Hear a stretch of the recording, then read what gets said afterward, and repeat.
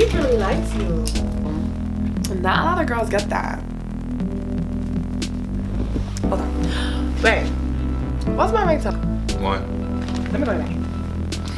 Because we've been dating for 6 months now, and Sandra News got her a cute ringtone, so I want to know, like, Wait, what cute Sandra ringtone? got a new man every other week. Like, that's not relationship goals. That is besides the point. The point is, what is my ringtone? I have not heard my ringtone at all, and I feel like when you're out and I'll call you, if you're with your friends or your coworkers, they should be like, oh, boo thing is calling you.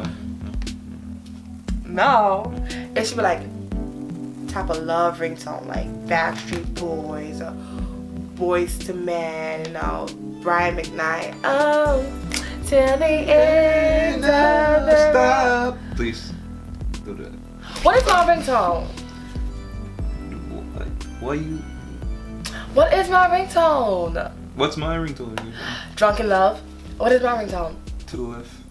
To the left. I'm about to call. Stop. Stop it. I'm about to call. Like, I'm about to.